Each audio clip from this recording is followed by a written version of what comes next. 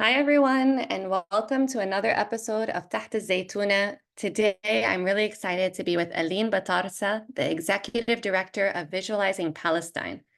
Aline has more than 20 years of experience working with several Palestinian and international nonprofits at the intersections of gender equality, reproductive justice, children's rights, mental health, and social justice. Aline has a master's degree from the Fletcher School of Law and Diplomacy at Tufts University and a BA in Communication Studies from Gustavus Adolphus College. Welcome, Aline. Thank you so much, Visan. Thank you for inviting me. So to get things started, I just wanted to start with the question of how are you doing? How are you holding up during these times? Yeah, thanks, Visan. This is, I think, the most difficult question uh, these days to be asked. I think, especially for all of us in the Palestinian community or the Palestinian solidarity movement, it's difficult to be okay, right, during those circumstances and ongoing genocide against Palestinians in Gaza. Some days I feel very energized to cause good trouble, especially when I'm seeing students protests, across the United States, and when I see South Africa take Israel to the ICJ. But on many days I do feel down, and especially when I see people in Gaza having a hard time holding up, I also take hope from Palestinians in Gaza. At the same time, I feel like I don't really have the right to feel down because Palestinians in Gaza are counting on us, to continue to push for change, for circumstances on the ground and an end to the genocide. Um, at the same time, I feel inspired by colleagues and community members like you, Bizan, and like Lama and others on this call who are also dedicated to challenging oppression. And when we're working together, it's less alone, right? And I feel like we've had millions of people join us over the past few months, especially. And that gives me hope, and that gives me, the push to continue doing the work that we're doing. And even though there's a lot of grief, and we hold all the people that have been killed in our hearts, and also that continue to experience genocidal conditions in Gaza, I also feel like we don't really have the luxury to grieve, right? We don't have the time for it. We have to continue pushing forward. So, so many emotions there and feelings, and yeah, wondering how you're holding up and if any of that resonates, or if you have other tips to continue, holding up and keeping hope, alive. Thank you so much for sharing. And I definitely a lot of it resonates. Personally, the sentence that keeps repeating in my head is I thought this would be over by now. Like I can't believe it's still continuing. And I feel like I've been pushed to a breaking point multiple times. And then again, have the luxury to take a rest, to heal, to recover, and then to come back. And just to think about how people in Gaza are forced to continue and to endure and just like it accumulates, right? It's like a constant accumulation. And we're coming up on 9 months now, and it's just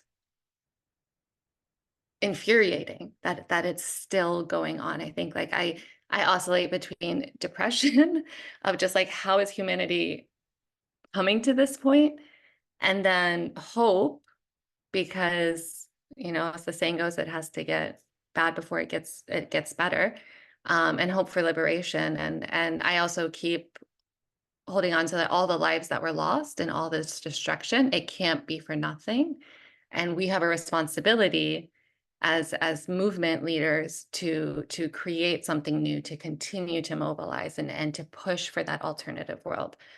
So there are those moments of hope. Yeah, absolutely. Visualizing Palestine at this time has been a crucial resource, an absolutely crucial resource, turning out graphics at a pace I think is unprecedented for you and the team. Can you tell us a little bit about what it's been like working during this time and under these circumstances? Yeah, honestly, I think that our world shifted so much on October 7th, right? Right after October 7th. And, while in general, our work with data storytelling, our focus is basically on using data and research to visually communicate Palestinian experiences. And while we typically, this type of work, doesn't thrive on speed and necessitates careful planning because, we look at the research, we do the analysis, we wanted to make sure that it's clear, and we do the all the details are correct and everything, and then we want to create a beautiful product. We've had to adapt our process over recent months, so that we can produce visuals at a much faster pace, because we wanted to provide much needed context to what's happening in Palestine and in Gaza in particular. And we needed to be responsive to what people were asking for. People wanted, we saw the number of our followers increase exponentially on social media. The number of people that were using our website to download visuals was increasing at an exponential rate. The number of people that wanted to translate visuals from English into other languages so that they can use it as tools to educate and advocate in their communities was also increasing at an exponential pace. So we had to shift very quickly. Typically what we do is we identify the themes for the year that we want to work on based on what we see as a need in our community and the larger movement, and also what our partners ask for. But of course, during the genocide, I think all of us in the movement just shifted gears very, very quickly. And we were producing visuals at a much faster pace. And we also had to put some partnerships aside, right? Because our focus at the end of the year was going to be on several visuals on freedom of expression. We had to put those aside, even though they continue. Of course, all of these, topics continue to be relevant and very important for the movement. But we had to really get into crisis mode, and also because moments of crisis provide us with opportunities to reach new audiences, to respond to questions from people that have not been part of the movement, right, and to invite them in and to share with them information that they've been seeking. And also visuals provide a different form for people to learn about Palestine, and especially at a time when people are seeking fast information, right? They're not going to go and read long reports or or books at a time when they're trying to really understand what's happening right now. And so we were providing those alternative sources. Also, as you know, Misan, we are surrounded by so much misinformation from mainstream media. And while we don't look at ourselves as, as media, but we are a different source of information, alternative source of information that people have been resorting to. So, it's we have seen very high public engagement on Palestine. I think we all have, and we've been seeing it across the board. I think not just as Visualizing Palestine, but others in the movement have been seeing new people come into the movement, right? And I think that one important thing to say is that while we've seen this increased interest in Palestine, it's also not sudden, right? People have been getting information and have been exposed to alternative sources of media, including social media, over the past few years. So I feel like we've been feeding this information to people, and at times of crisis, this becomes more pronounced for people. And I think it's more clear than ever right now to a lot of people that haven't even been in the movement, that we're talking about settler colonialism, all these concepts and narrative change themes that we've been introducing over the years. Settler colonialism, apartheid have become more mainstream. And it's all of these efforts of many movement actors that have made this possible. And I think the lesson for us is that we just have to keep pushing those narratives, because obviously we haven't seen policymakers change any of their policies, especially when we talk about the United States. But we need public pressure to continue to grow, so that those, oppressors will never change their ways unless we force them to. And this is just part of the work that we are all doing, including you yourselves, as well, at Build Palestine, which, I'm very, very appreciative of our partnership and the work that you all have been doing as well. Oh, thank you so much, Aline. We're also very grateful for the partnership, and these institutions for Palestine are so important. The work, Visualizing Palestine has been around for over 12 years now, doing this work, the narrative change, the meticulous research to shift the narrative. And it's important that we acknowledge the consistency that's needed, the institution that's required for us to be producing and able to respond in a time of crisis. I think in this time of crisis, a lot of people from our community, they get really worked up and they want to do something immediately. And then there's always this spike. So extreme gratitude to you and to the team for continuing to do this work, and to all of VP's supporters who have made that possible, because it's through these institutions that we can build for the long term. So I want to ask a little bit about Aline as a person. Shift gears. Can you tell us about your upbringing? What was it like growing up in Palestine, and what brought you to the social justice work that you do today? Well, yeah, that's a big question, and there are so many components. When I think about the answer to this, I was born in Jerusalem, in Palestine. And, I think growing up, many of us, because we're not exposed to other contexts, we don't realize what we're going through, right? We don't realize that a different world is possible, that military occupation is not normal, that, I grew up at a time when, at the age of 10, we had the first intifada. I was 10 when the first intifada happened. And, we had schools shut down multiple days a week. We had to stay at home. We were seeing increased numbers of men and boys, especially boys, being imprisoned and interrogated. This was constant, and the constant of military jeeps and walking down the street was never safe.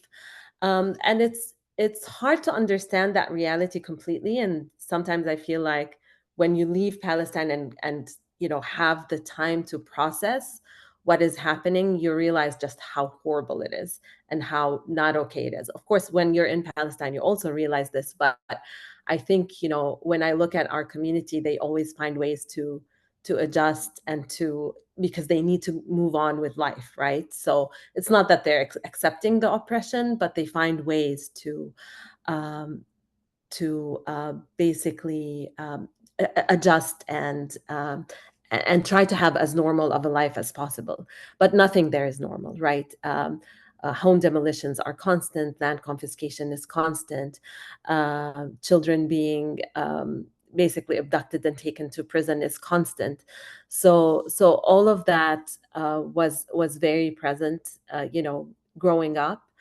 And one thing is that a lot of people don't know this, but I as a child, I was also conflicted in terms of my identity, right? I have my mother is Palestinian, my mother is Armenian Palestinian, my father is Arab Palestinian, and as a child growing up, I was always confused about because people were asking me, "Are you Armenian? Are you Palestinian? Are you Arab?"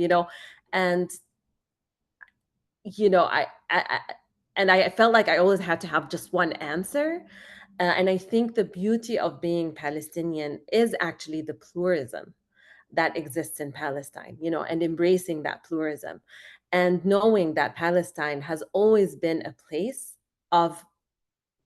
pluralistic place where multiple cultures, multiple religions, multiple ethnicities have existed and coexisted.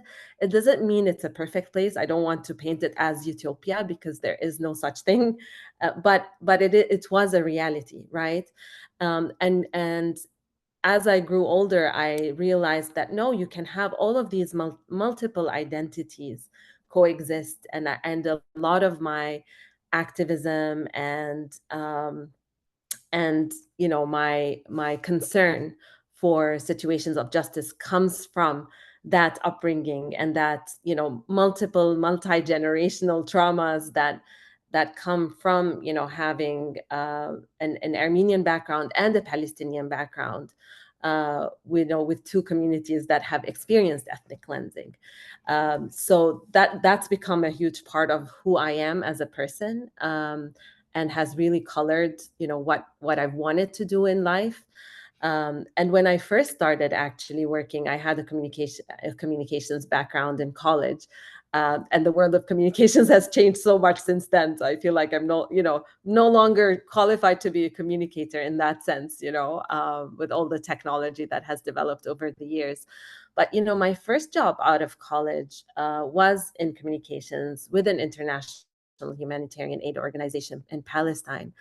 And at that time, I used to spend so much time educating my colleagues that were based in headquarters, that were foreigners, that didn't know what the reality on the ground in Palestine. And I really learned early on that that's my passion. My passion is to challenge mainstream narrative, to change the narrative on Palestine, to advocate for justice and human rights for Palestinians, but also for others who face structural discrimination. And even in Palestine, things that I worked on and cared about was gender rights, children's rights, which are not only related to colonialism, right? We're talking about patriarchy, we're talking about issues that exist in society that are exacerbated by occupation and by colonization. I also actually learned that I thrive in smaller nonprofits that are often underfunded, under-resourced, as right? And that I thrive in Palestinian nonprofits. And part of it is because we're less burdened by these bureaucratic systems, and we have, I think, especially living in Palestine, and you've been exposed to this as well, Bisan, and I'd love to hear your experience with this too. There are so many international nonprofits, right? And they eat up the local nonprofits, and they're not necessarily doing better work than the local nonprofits. And I remember one of the things that we used to ask international nonprofits to do more of is to advocate within their home countries for change of policies towards Palestine, because we have the expertise, we have the local local Palestinians who were doing the work, right? We wanted the international organizations to do the advocacy work rather than to do the actual work on the ground. And this is something that I know Palestinians continue to ask for today, unfortunately, and we can get to this a little bit more later, but the international organizations, even though they come with good intentions, oftentimes perpetuate the status quo, and unfortunately, on the ground. So, when I moved to the United States with my family now almost 9 years ago, I really wanted to bring that deep commitment to Palestine and to, my determination to reclaim Palestinian narrative, right? And in the U.S. in particular, I felt like I have a very specific role, a responsibility, a privilege to speak out. And, I found that space within Visualizing Palestine. And the fact, that VP uses data visualization and storytelling. And this combination is so beautiful because data alone or numbers alone are meaningless, but stories are data as well. So this combination of pure data, numbers, and stories is what I love most about VP. And the idea that, we're giving those visuals as tools for people, for Palestinians and non-Palestinians alike, especially at a time right now, when this is when we see the most impact, when people want to learn about what's happening, is just so invaluable. um, and I wanted to contribute in that way. I wanted to contribute, to VP's mission, as the executive director, but as someone also who has had years in experience in fundraising in Palestine, and knowing, all the complexities and issues that come with that. And and also knowing that many people need this type of information because they will not access it through reports and um, through reading, so many beautiful, organizations in Palestine that produce, like Al-Haq, like Al-Mizan, like Bisan Center, that produce these really amazing policy analysis reports on Palestine that people don't get to read, but we get to translate into visuals. Is something that I think is so important to contribute, right, to the movement. So this is what brought me to visualizing Palestine, my deep passion for narrative change, and also for making the data accessible to people who are also who are visual learners and who need a different way to access the information. I love how you explained your role from very early on as an educational role within the international nonprofit in Palestine where you were working, how it was about communicating and educating to share the story. And I can completely relate to this. I was born and raised here in Virginia, and from a very young age, they would ask like, oh, where's your name? Like, where are you from? Like, look at my name. And they would say, where are you from? Clearly asking me, like, where's this foreign name from? And then I would say Palestine. And they'd be like, that doesn't exist. And saying that to a 5-year-old or a 6-year-old, I don't think people know just how demeaning that is. So from a very young age, we, as Palestinians, we have to learn the story. We have to learn how to advocate. We have to learn how to share the facts on the ground in a world where the dominant forces are pushing an alternative narrative, are pushing a false reality, are very simply not telling the truth. Because when people go there and they see the truth, and it's there's also a trial and error in it. And I think we've seen the narrative change. We've seen the language of like, okay, how do we do this more effectively? How do we share the story in a way that people can truly grasp? And I think that's a question that you and the team with each visual are asking, like, how can people grasp this? And it's a question that all of us, as we advocate for Palestine, as we communicate and educate in our own communities, are constantly experimenting with. So that brings us to the book. Can you talk a little bit about the book and what you're excited about for the book, and also if there are any particular visuals that are closest to your heart?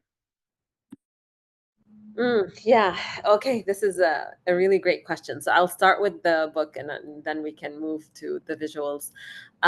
So our first, if people don't know, we are producing our first ever book that will be coming out on or published on September 3rd.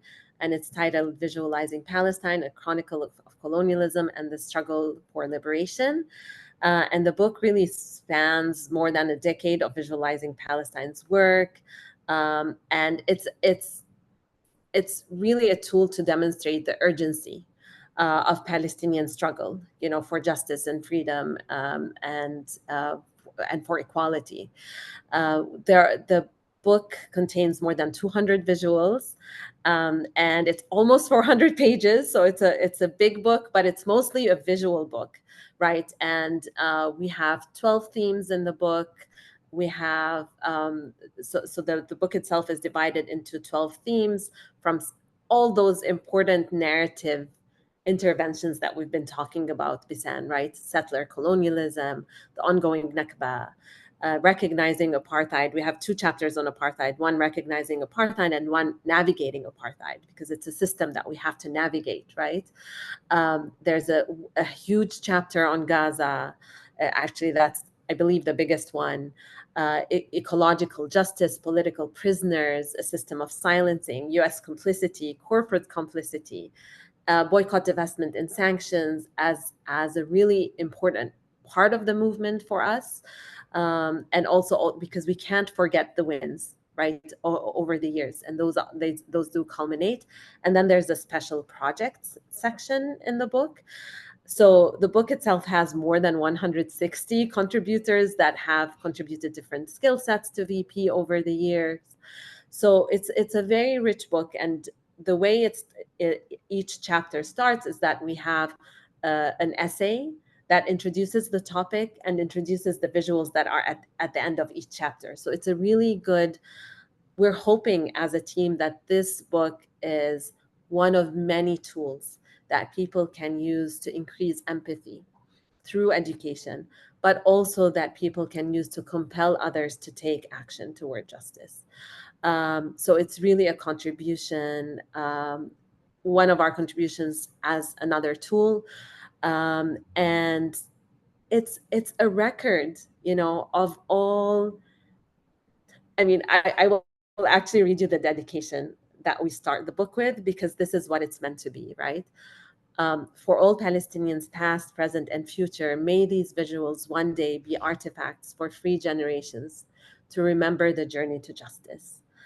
And this is the core of the book, right? Because for us, documentation is so important.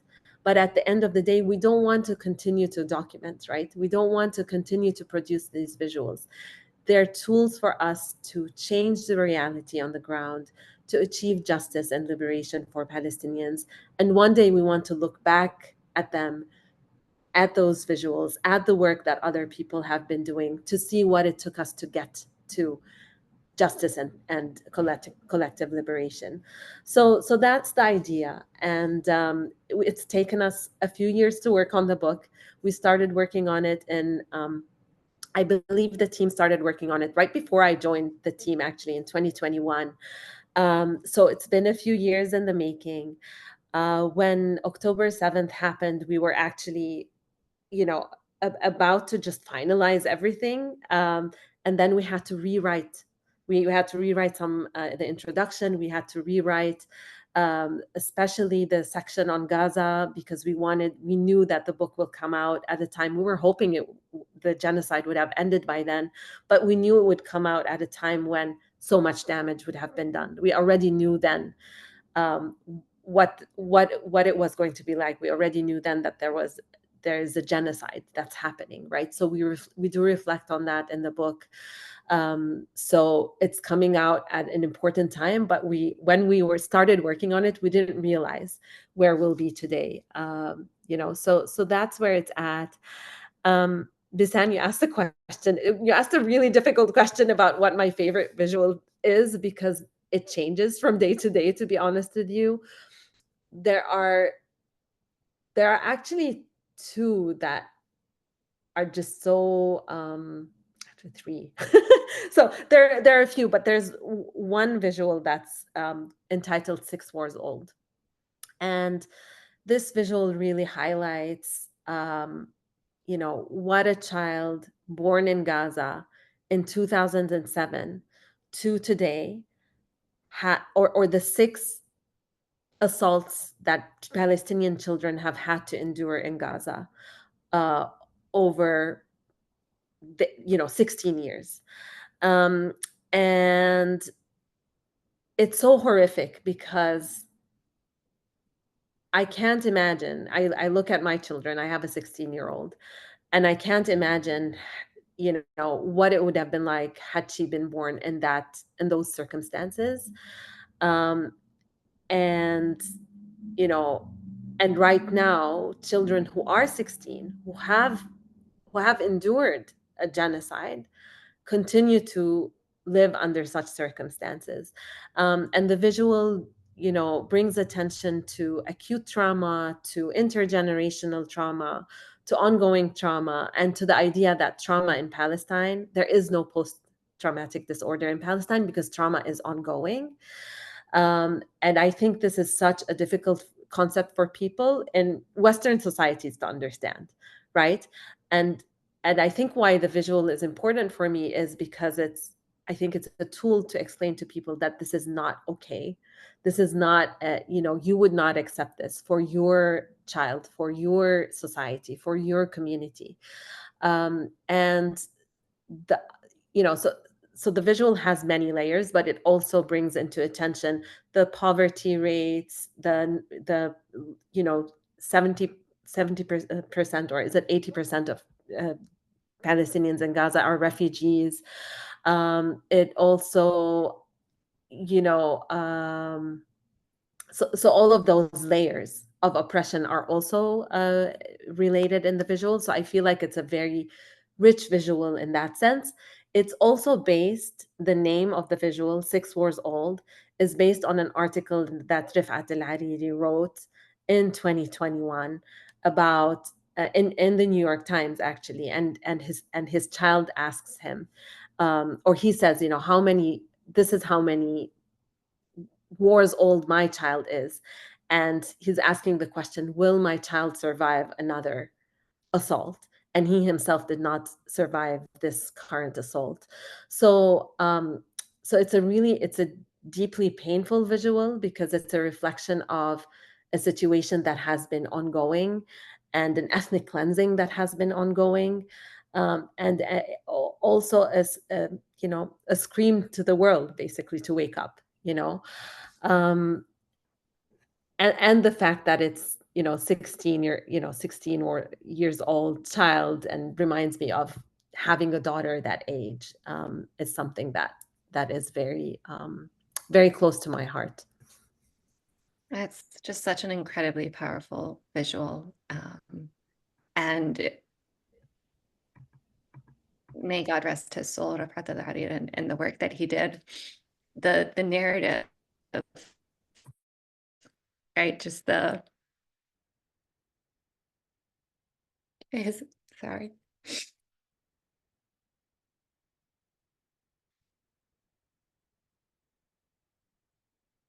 Yeah, it's we do this work, but it's all very emotional. Like this is home.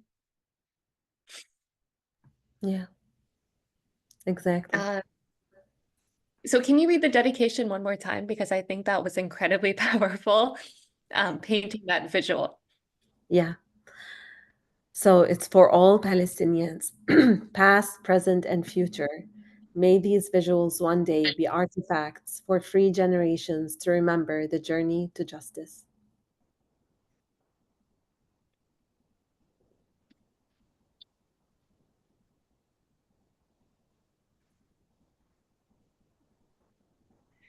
I don't know, it feels important to just take a moment right now to honor all the lives that were lost. Because we talk about it and we advocate for it and we do the work, but these are people's children, like these are families. So let's just take a moment of silence together, if that's okay.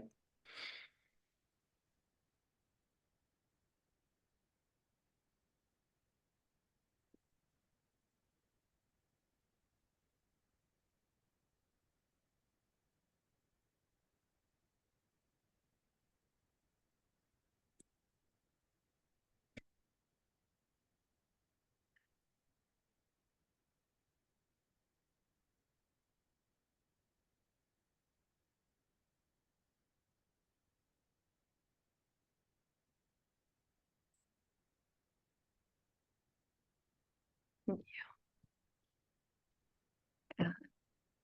Thank you, Bassem.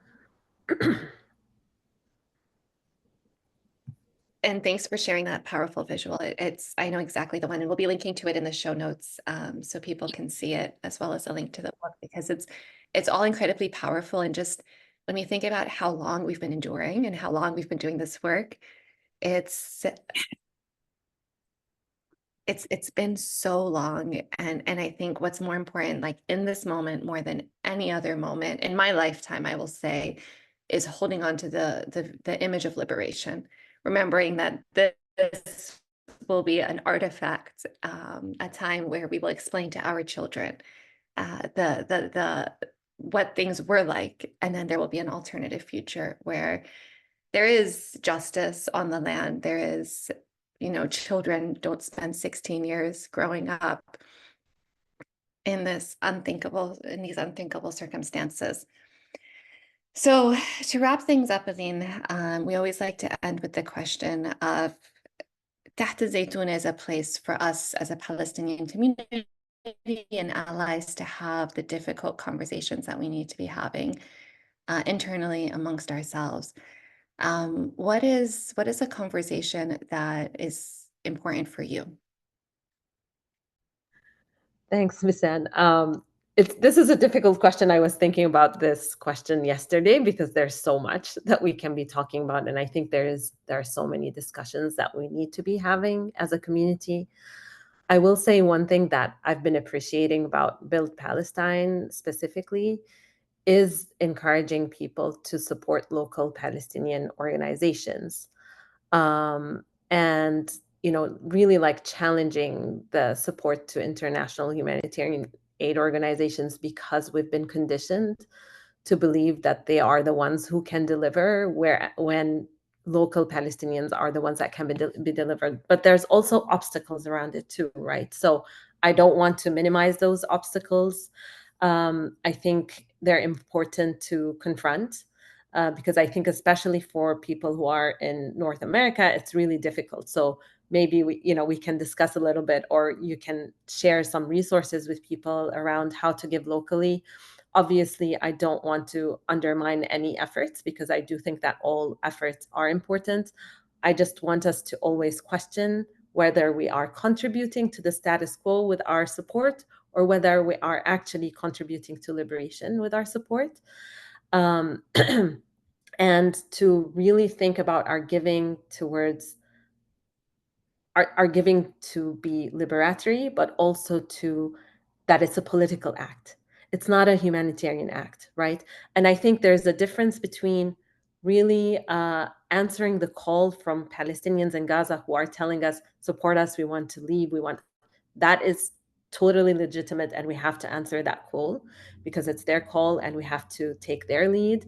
What I am questioning is, or what I'm challenging is,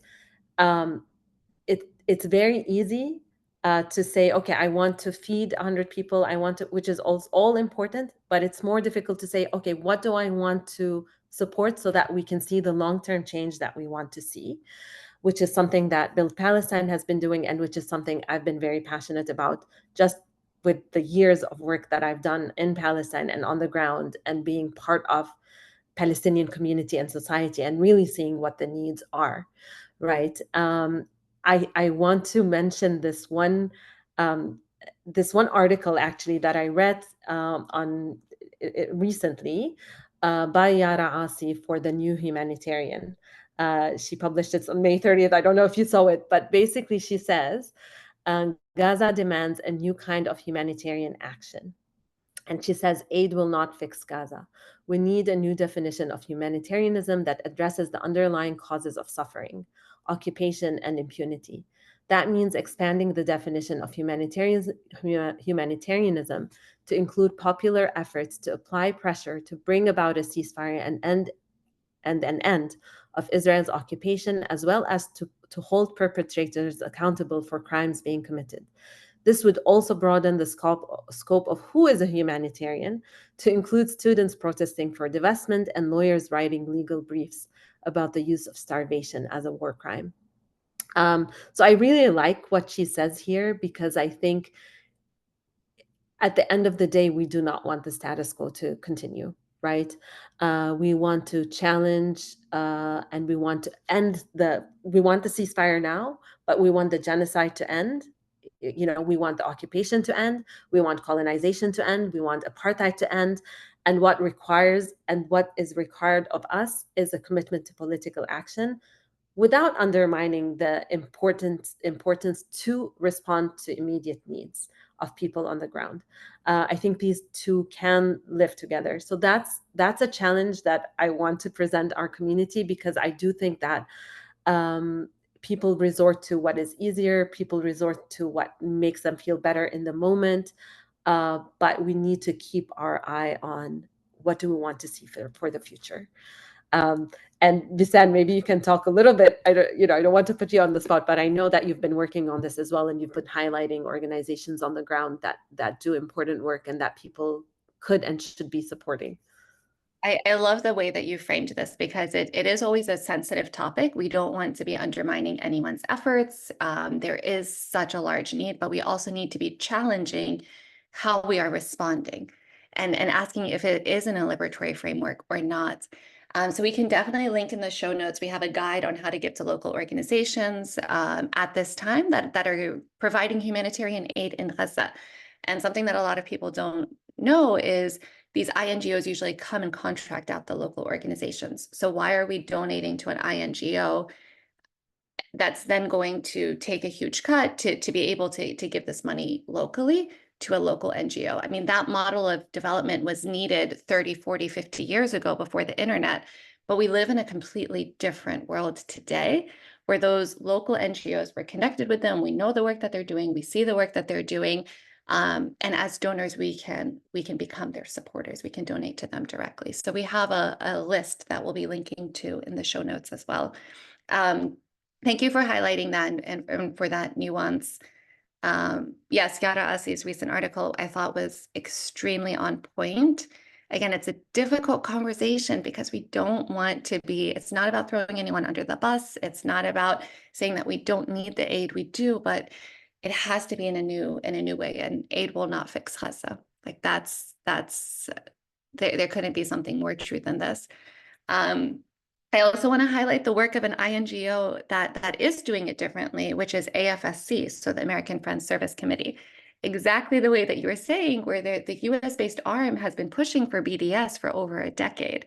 And they realize the political role that is necessary. So they're doing the humanitarian and the political. And if an organization is trying to do one without the other, it's just allowing the status quo to continue. Oh, Bisan, thank you so much for mentioning that. I think that's the key, actually, because part of the harm that's being done by some, again, and I don't, no names and there's no need, but some of the harm that's being done is, this push for humanitarian aid and support without the political work that's necessary, right? So we need organizations to challenge the status quo, and some are doing it, some aren't. AFSC is a great example of an organization that is doing that work, that is doing the political work, because at the end of the day, our solution has to be a political solution. It's not a humanitarian solution. Exactly. And that's such a great note to end on. Aline, thank you so much for your work, for your time today, and to the whole Visualizing Palestine team. Honestly, this was such a joy to chat with you today. Thank you. Thank you so much. Thanks, everyone, for joining. Thanks, John, also for joining and introducing yourself. Really great to meet you. And thanks sorry, Aline, that's just the end of the recording. We're going to open up for a discussion. Yes, I forgot it. I forgot that. That's true. Everyone, that's just for the podcast. So this, for anyone who joined us later, this is a live recording of our podcast episode. Thank you for tuning in for that. But now we want to open it up as for a discussion with Aline. So yes, please, you can raise your hand. You can come off mute. We'd love to hear what you all your thoughts are.